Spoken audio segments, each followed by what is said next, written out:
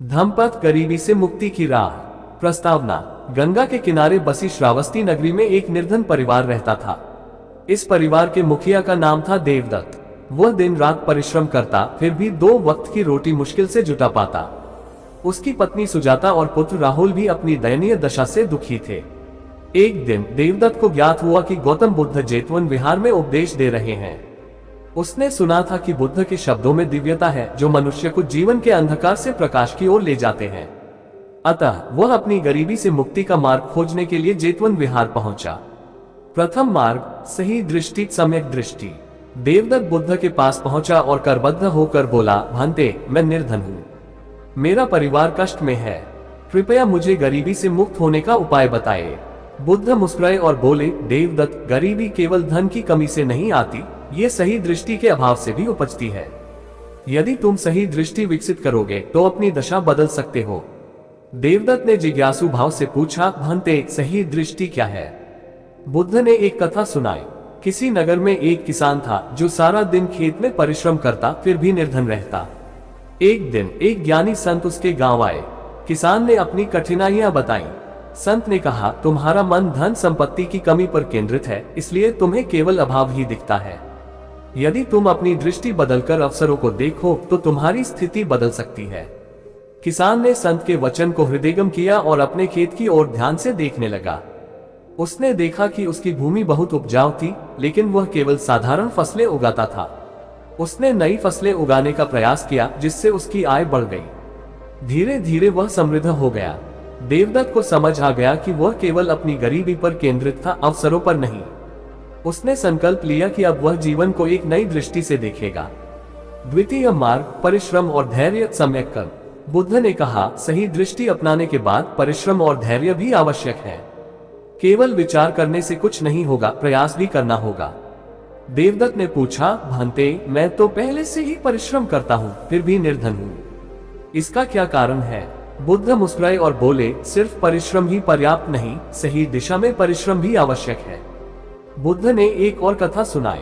एक व्यापारी था जो दिन रात परिश्रम करता था, फिर भी सफल नहीं हो पाता था। एक दिन उसने एक विद्वान से पूछा, मैं मेहनत करता हूँ, फिर भी निर्धन क्यों हूँ? विद्वान ने पूछा, तुम किस वस्तु का व्यापार करते हो? व्यापारी ने उत्तर दिया, जो भी बाजार में सस्ता मिलता है उसे खरीद कर बेचता हूँ। विद्वान बोले, तुम्हारा परिश्रम बिना योजना का है। यदि तुम ये समझो कि लोगों को क्या चाहिए और किस वस्तु की मांग अधिक है, तो तुम्हारा व्यापार सफल हो सकता है। व्यापारी ने इस सुझाव को अपनाया, बाजार की आवश्यकता समझी और धीरे धीरे उसका व्यापार बढ़ने लगा। देवदत्त को अपनी गलती समझ आ गई। वह बिना योजना के श्रम करता था। अब उसने सोचा कि उसे अपने कौशल और संसाधनों का सही उपयोग करना होगा। तृतीय मार्ग, दान और सद्भावना, सम्यक दान। बुद्ध ने आगे कहा, देवदत्त, तीसरा महत्वपूर्ण मार्ग है दान और सद्भावना। यदि तुम दूसरों के प्रति करुणा रखोगे और जो भी थोड़ा बहुत तुम्हारे पास है उसमें से बांटोगे तो तुम्हारे जीवन में समृद्धि आएगी। देवदत्त अचंभित हुआ, भांते, मैं स्वयं निर्धन हूँ, मैं कैसे दान कर सकता हूँ? बुद्ध ने मुस्कुराकर कहा, दान केवल धन से नहीं होता, समय, सेवा और ज्ञान से भी किया जा सकता है। बुद्ध ने एक और कथा सुनाई। एक गरीब ब्राह्मण था जिसके पास देने के लिए कुछ भी नहीं था। एक दिन उसने देखा कि एक भूखा बालक रो रहा है।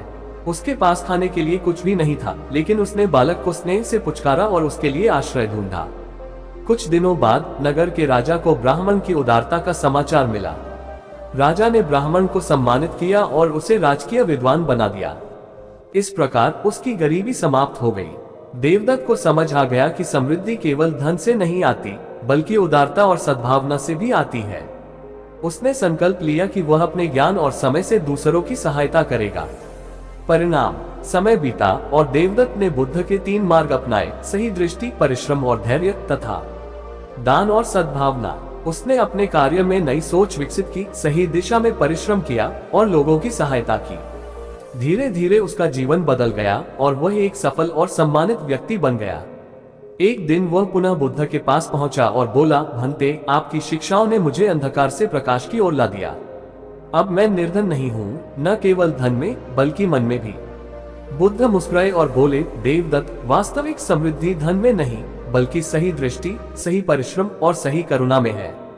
जो इन मार्गों को अपनाता है वह कभी भी निर्धन नहीं होता। गौतम बुद्ध की यह शिक्षा केवल देवदत्त के लिए नहीं बल्कि हम सभी के लिए एक प्रेरणा है। यदि हम सही दृष्टि से जीवन को देखें, परिश्रम और धैर्य रखें और उदारता व करुणा से कार्य करें, तो न केवल आर्थिक बल्कि मानसिक और आध्यात्मिक रूप से भी समृद्ध हो सकते हैं। सच्ची संपत्ति धन से नहीं, सद्गुणों से आती है।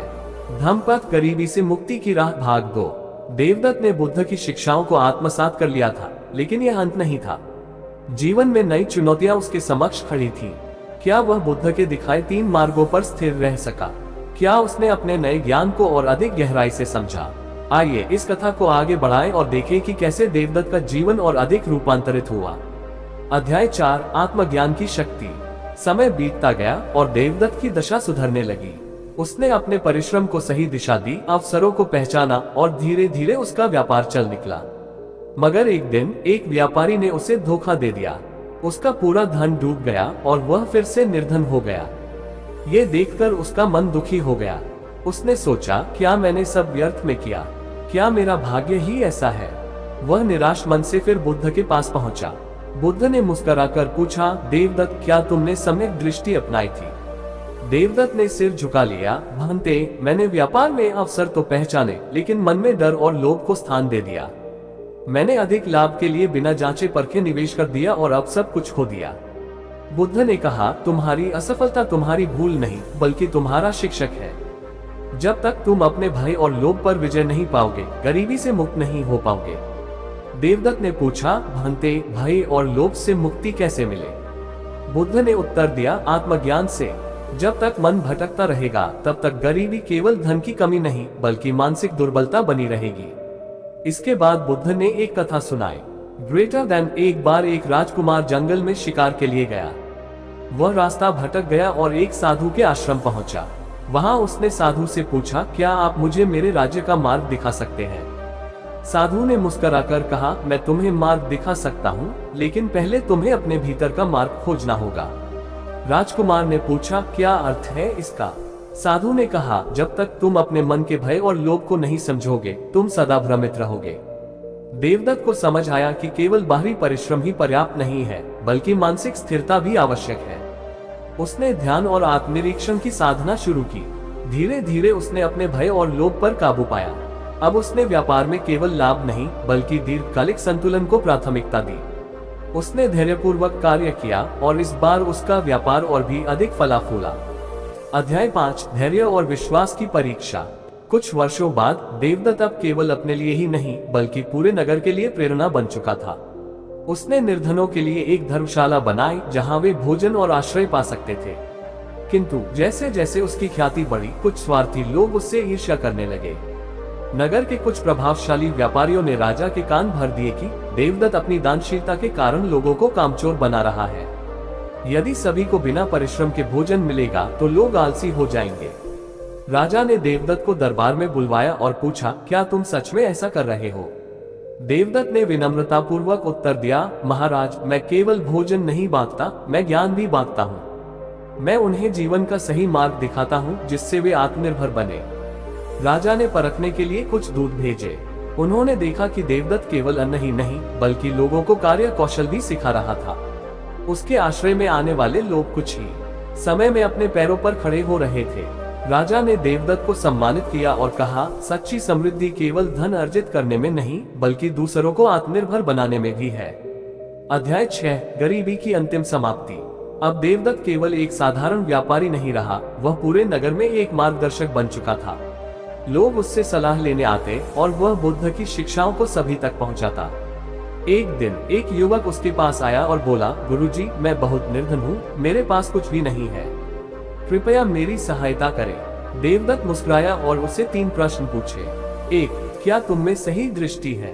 2, क्या तुम परिश्रम के लिए तैयार हो? 3, क्या तुम दूसरों की सहायता करने के लिए तत्पर हो? युवक ने सिर झुका लिया और कहा, मैं केवल धन चाहता था, लेकिन अब समझ आ रहा है कि सच्चा समाधान इन तीनों में है। उसने देवदत्त की शिक्षाओं को अपनाया और धीरे धीरे वह भी सफल होने लगा। उपसंहार। इस प्रकार बुद्ध के 3 मार्ग: 1, सही दृष्टि सम्यक दृष्टि, 2, सही परिश्रम और धैर्य सम्यक कर्म, 3, दान और सद्भावना सम्यक दान। ने न केवल देवदत्त को गरीबी से मुक्त किया, बल्कि उसने दूसरों को भी प्रेरित किया। गरीबी केवल धन की कमी नहीं, बल्कि सही सोच, परिश्रम और करुणा की अनुपस्थिति से आती है। जो इन 3 गुणों को अपनाता है, वह न केवल भौतिक रूप से, बल्कि मानसिक और आध्यात्मिक रूप से भी समृद्ध होता है। बुद्ध के शब्दों में, जो स्वयं प्रकाशित होता है, वह केवल अपना ही नहीं, बल्कि हजारों जीवनों का अंधकार मिटा सकता है। समाप्त।